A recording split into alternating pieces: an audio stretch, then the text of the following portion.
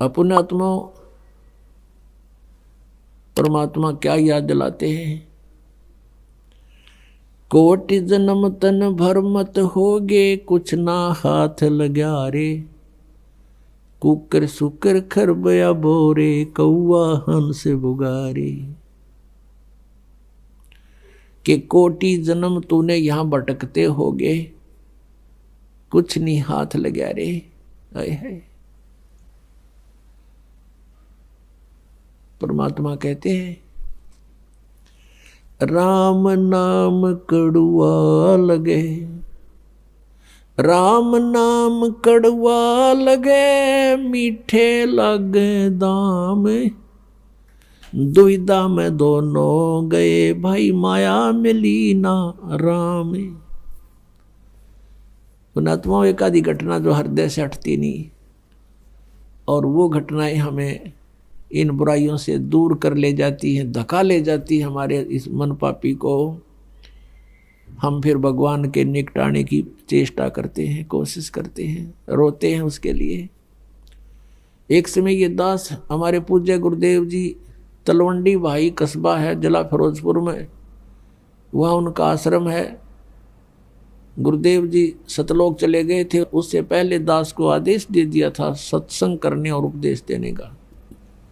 तो वहाँ सत्संग करने जाते थे। वहाँ गुरुदेव की जो भक्त थे, उनका कोई रिश्तेदार वहाँ कोई शोक व्यक्त करने आया हुआ था, किसी बुढ़िया मर गई थी कोई। वो शुक्र को आया था, शनिवार को वो जाने लगा। तो भक्तों ने कहा कि आप सत्संग सुन के जाना, हरियाणा से आएंगे महाराज, आज शनिवार है, आप रुको, कल एतवार है, सत्संग होगा, 10-11 बजे तक सत्संग होता है, आप सत्संग सुन के जाना। बोला नहीं, सत्संग हम सुनते रहते हैं, मुझे बहुत आवश्यक कार्य है, जाना है। तो उन्होंने कहा सत्संग आपने बहुत सुने होंगे, पर ऐसा सत्संग नहीं सुना होगा। कहने का नहीं, सत्संग सत्संग सब एक जैसे ही होते हैं, संत सब एक जैसे होते हैं, अटपट करके। उसने कहा कि मुझे बहुत आवश्यक कार्य है और एक पार्टी आवेगी मेरे बिजनेस से संबंधित, और उसका अनुबंध होगा, एग्रीमेंट होगा, और मुझे 5 लाख का बेनिफिट होगा। सन 1998 की बात है। 5 लाख, आज के तो मेरे ख्याल 50 लाख होंगे वह। तो वो कहने लगा नहीं नहीं, ऐसे कह कर वो निकल गया, नहीं रुका। शाम को 4-5 बजे ही चला था। अंबाले के पास जाके एक ट्रक खड़ा था बजरी का भरा हुआ, वो खराब हो गया, उसका जैक ला रखा, पिछले व्हील निकाल रखे उसके चारों, और उसने तो वो 5 लाख दिखाई दे थे, और स्पीड फुल कर रखे, पार्टी आओगी उसके खाने पीने के लिए, होटल बुक कराऊंगा, और गुटी शूटी ला कर रखूंगा, इंग्लिश वाइन। अब वो तो 7वें आसमान पर चल रहा था, पूरा परिवार था उसमें, 2 खुद थे, 2 उनके बच्चे, 4 सदस्य थे। मारुति कार थी। उस स्पीड के अंदर उस ट्रक का नीचे घुस गई, वो जैक भी हट गया, पहली बात तो लागते मर लिए होंगे, और फिर रही कसर उसने काट दी, वो ट्रक ऊपर पड़ गया, लोडेड ट्रक बजरी का भरा हुआ, एट द सपोर्ट मर गए। अब चाट ले उन 5 लाख के बेनिफिट ने। अब परमात्मा कहते हैं, राम नाम कड़ुआ लागे, मीठे लागे दाम, और दुविधा में दोनों गए, माया मिली ना राम। और जब वो नालायक रुक जाता, उनके कहने सुनते, कहते हैं संत शरण में आणते आई टले बला, और जब मस्तिष्क में सूड़ी होवा काटे में टल जाए।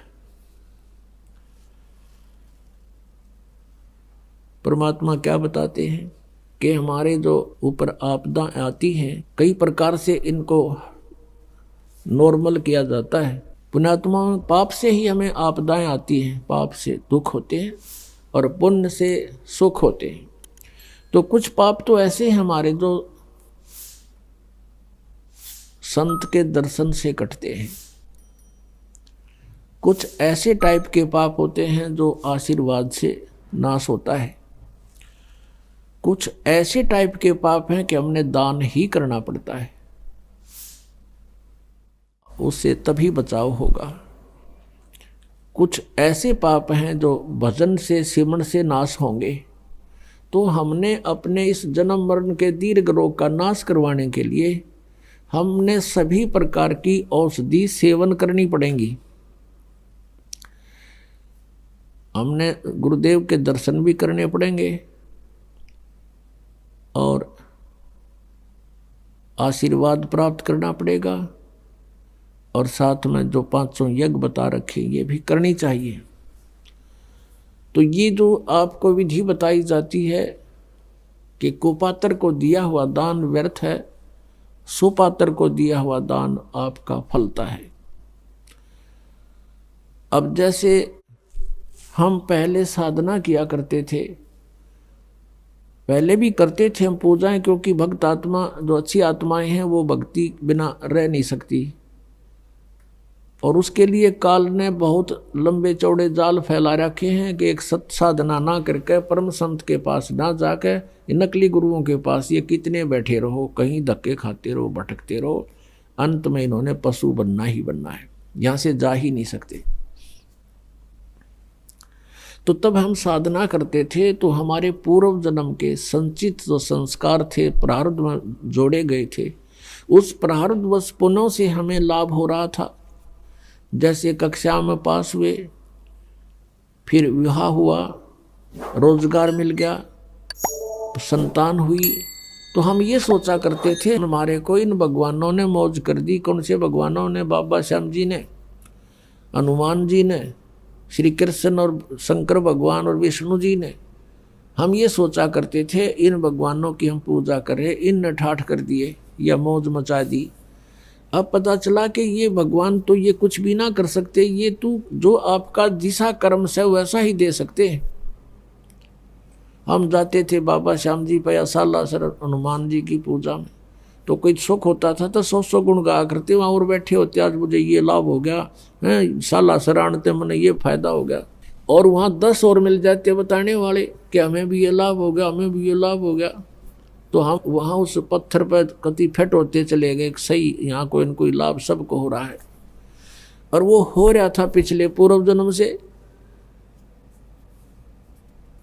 तो इस प्रकार हम भ्रमित कर रखे थे काल भगवान ने बिना ज्ञान के। अब ज्ञान हो गया, पता चला हुआ मूर्ति के लाभ करेगी, बता कुछ नहीं कर सकती, वह बोल सकती ना, कोई बता सकती ना। आप पर बांटे जाओ खड़ा खड़ा वहाँ पर, वो तेनों भी ना कह सकती भाई तू नू कर ले, नू कर ले, कुछ साधन तो बता दे, वो भी नहीं बता सकती वह। और भगवान कृष्ण विष्णु हमें मिले नहीं, और अगर उनका कोई रिप्रेजेंटेटिव मिल जाता तो वो लाभ के दिवा सके हमने। जन्म मृत्यु उसकी मिटे ना, ब्रह्मा विष्णु महेश की मिटी नहीं। और कर्मदंड भगवान विष्णु और शंकर ने भी भोगना पड़ा, अपने किए कर्म का भोग। तो हमारे प्रारब्ध के कर्मों के यानी आने वाले आपदाओं को वो नाश नहीं कर सकते, बचाव नहीं कर सकते। तो अब तत्व ज्ञान की रोशनी से हमें पता चला। तो कुछ पाप ऐसे होते हैं, कुछ आपदाएं ऐसी होती हैं जो धर्म से भी टलती हैं। ये परमात्मा पूर्ण ब्रह्म कबीर भगवान जी हमारे साथ साथ रहते हैं। कबीर परमात्मा कहते हैं कि जो जन मेरी शरण है ताका हूँ मैं दास, और गेल गेल ला गया फिरूं जब तक धरती आकाश। पुण्यात्मा, जो पुण्यात्मा अब भक्ति कर रहे हैं, क्योंकि अब ये प्राइम टाइम है भक्ति का, ये पिछली पीढ़ी है कलयुग में, और अब जो इस शरण में आ जाएंगे वो पार हो जाएंगे, और जो पार नहीं हुए तो वो यहीं रह जाएंगे। यहाँ रह जाएंगे तो अन्य जो साधना आप करते कराते थे उनसे तो यो असंख्य गुना बढ़िया साधना है। यदि आपने यहीं भी रहना है तो भी ये भक्ति आपको घना लाभ देगी। और यहाँ तो महामूर्ख रहेगा जिसको ज्ञान नहीं होगा बिल्कुल भी, और जानबूझ साची तजय करे झूठ ते ने, ताकि संगत है प्रभु सौपन में भी ना दे। अब जिस प्राणी को इतना ज्ञान हो गया फिर वो यहाँ रह जाएगा, फिर महामूर्ख ही रहेगा। यहाँ रहेगा किस तरीके से? अंत समय में इच्छाएं घटानी चाहिए हमने बुढ़ापे में, और हम बढ़ाते चले जाते हैं। हमने चलने की तैयारी करनी चाहिए, किसी भी आस्था नहीं रखनी चाहिए पोता और पोती में, द्योते और द्योतिया में। ये इनका अपना काम पूरा हो गया, वो उनका रोल शुरू हो गया बच्चों का, वो अपने बच्चों को पाले पोसे, उनके संस्कार फलेंगे। और यदि भगवान से उनको जोड़ दिया गया तो भाग्य में ना होगा तो भी मालिक देगा उनको, रक्षा करेगा उनकी। तो फिर हम ठेकेदार किस लिए बने? तो बुढ़ापे में हमारी दूनी दुर्गति करे युकाल, ना तो कोई हम करने योग्य रहते, इच्छाएं इतनी हो जाती हैं, न्यू हो जा भगवान, फलाने का न्यू हो जा, पोते का न्यू हो जा, पोती का वहाँ ब्याह हो जा। तो ये समस्याएं हमने घटानी पड़ेंगी अपनी, और ये ज्ञान से घटेंगी, वैसे कहने सुन से नहीं बनती बात। तो क्या बनती है बुढ़ापे में? आया बुढ़ापा बैरी, बड़े परिवार में ममता गहरी। आवे बुढ़ापा बैरी, बड़े परिवार में ममता गहरी। पोता ब्यालो या मन में रहरी, एली करवा जो खड़ी रहेली, करवा जो खड़ी। जो के ठेका ठा लिया, और कोई पूछा नहीं बुढ़ा ने। बच्चे कोई काम करना शुरू करते हैं, बीच में जाकर खड़ा हो गया, नो नहीं भाई नो करो। वो करते होंगे, उन्हें डिस्टर्ब करेगा। अब जो वृद्ध आदमी आज 70-80 साल का हो गया, उस समय जब वो युवा था, जो भी क्रियाएं करता था, उसमें वर्तमान के हर टेक्निक में अंतर हो लिया, तो उस वाली सलाह काम ना दे। और फिर जब वृद्ध हो जाएगा, यो ज्ञान समझ में आ जाएगा, फिर तो परमात्मा कहते हैं, लोभी मन नाम सुमर ले रे, तू जीवित मर ले रे। फिर जीवित मर जाएगा।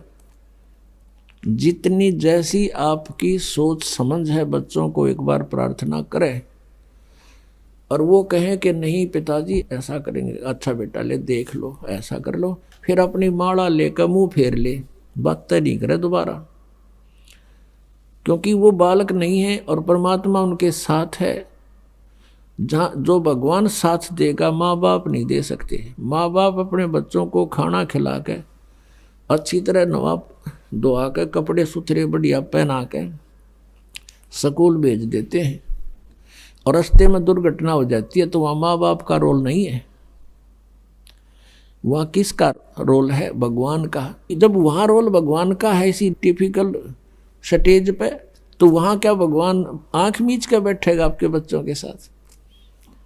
तो पुण्यात्माओं, आत्मज्ञान बिना नर भटके, तो बिना ज्ञान के हम भटक रहे हैं। जब ज्ञान होगा हम बहुत हल्के हो जाएगा बोझ। जैसे सीता जी का ब्याह कर दिया था राजा जनक ने, और विवाह होते ही कुछ दिन के बाद वनवास हो गया। वनवास के बाद फिर उसका अपहरण हो गया, रावण की कैद में रही 12 वर्ष। अब क्या राजा जनक इतना समर्थ नहीं था कि अपने दामाद और पुत्री को वहाँ अपने वन में बैठा लेता, जंगल में, अपने उसमें राज्य में, और वनवास का वनवास, और वहाँ सारी सुविधा देता उसको, वहाँ भिजवा देता सारा सामान खान पीने का। लेकिन नहीं, वो विद्वान पुरुष थे, उनको पता था कि हमारा फर्ज इतना ही था, इनकी विवाह कर दिया और इनका इब भाग फलेगा। हमारा बीच में डिस्टर्बेंस कति काम नहीं करे, हम मूर्खता करेंगे इनके बीच में बढ़ के, और हम बीच में पहले बढ़े, बच्चे का ब्याह कर दिया। वैसे तो सारी बात बिगड़ रही है, क्यों ना तो जहाँ हम लड़की का ब्याह करते हैं उनमें जो है भगवान का भय रहा नहीं, और ऐसा ही सचिची अपनी है। लड़की का विवाह करते हैं, लड़की जाते ही तीसरे दिन फोन कर दिया कि मेरी सासू ने आज मेरे तय दूध ना दिया, तो लड़की की माँ कहेगी ला मन ने दिए फोन, और देव तेरी सास ने 2 सुनाओगी गाल, मैं करूँ उसने 4 गाल देगी अपनी समधन ने, फिर आजा और छूटा छाटी मुकदमे शुरू हो गए। बता कोई बात है? छोटी छोटी बातों पर हमने पतंगड़ बना के इतना कहर मचा लिया घरों में। बच्चे को समझाओ बेटा, अब घर ये नहीं रहा तेरा, तेरा घर वो हो गया है, और अपने प्यार से रह, अपने माता पिता की तरह व्यवहार कर, अपने घर में जगह बना, प्यार से रह। तो हम पहले बच्चे नौका के में होता, मैंने बताइए तने कोई कुछ कह देता है तो बालक तो फिर बालक का हुआ, थोड़ा सा कंधे जब्बा फोन कर दे, होगी अशांति शुरू। बिना ज्ञान के हमने ये सारे काम बिगाड़ लिए, अच्छी शिक्षाएं खत्म होगी। कारण क्या रहा कि पहले बच्चे बुजुर्ग बैठा करते, बच्चों को विशेषकर आसपास बैठे होते, जब अच्छी शिक्षा देने की चेष्टा किया करते थे। अब सभी इतने बिजी हो गए माया जोड़ने में। एक भक्त कह रहा था, ने बोला 10 दिन हो गए मेरे बच्चा ने नो नहीं पता हमारा पापा किस टाइम आओ हर किस टाइम जाओ है। डेली पैसेंजर, पिताजी आओ इतने बालक सो ले, और उन तो उठने से पहले, जागने से पहले वो वापस तैयार होकर जा ले। अब बच्चों ने शिक्षा किस टाइम दे सकते हैं हम?